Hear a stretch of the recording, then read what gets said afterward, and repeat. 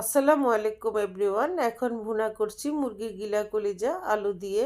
প্রথমে দিয়েছি তেল, তারপরে দিয়েছি 1 কাপ পেঁয়াজ কুচি, 1 টেবিল চামচ আদা পেস্ট, 1 টেবিল চামচ রসুন পেস্ট, 1 চামচ হলুদ, 1 চামচ গুঁড়ো মরিচ, 1 চামচ ধনিয়া জিরা, স্বাদ মতো লবণ, আমার সবটুকু ভালোবাসা। হাতল দিয়ে মিক্স করে নিচ্ছি ভালোভাবে। অন্যদিকে গিলা কলিজাগুলি ক্লিন করে নিচ্ছি। এখন গিলা কলিজা সব দিয়ে দিয়েছি, সাথে দিয়েছি এলাচ, লং, দারুচিনি, তেজপাতা। এভাবে আরও কিছুক্ষণ কষিয়ে নেব।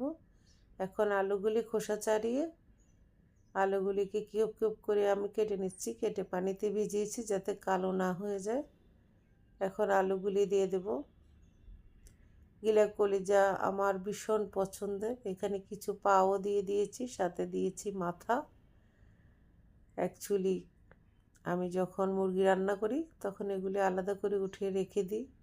কখনো আলু দিয়ে এরকম ভুনা করি, আবার মাঝে মধ্যে বুটের ডাল দিয়ে রান্না করি, হেভি টেস্ট লাগে।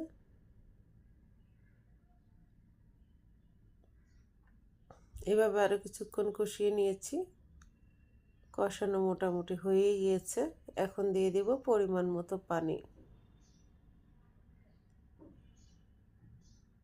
পানি দিয়ে এটাকে হালকা আছে রান্না করেছি। আমার গিলা কলিজা ভুনা ডান, সরি, আমার গিলা কলিজা ভুনা নয়, মুরগির গিলা কলিজা ভুনা।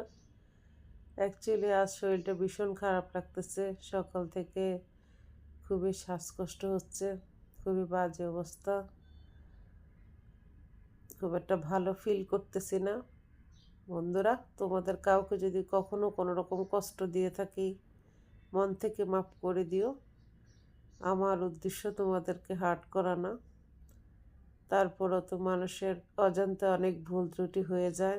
আমরা লাইব্রেরির প্রকাশিত বই নয় যে আমাদের মধ্যে একের ভিতর একাধিক গুণ থাকবে। দিন শেষে আমরা মানুষ, আমরা নিখুঁত নই, ভুল আমাদের হবে, এটাই স্বাভাবিক।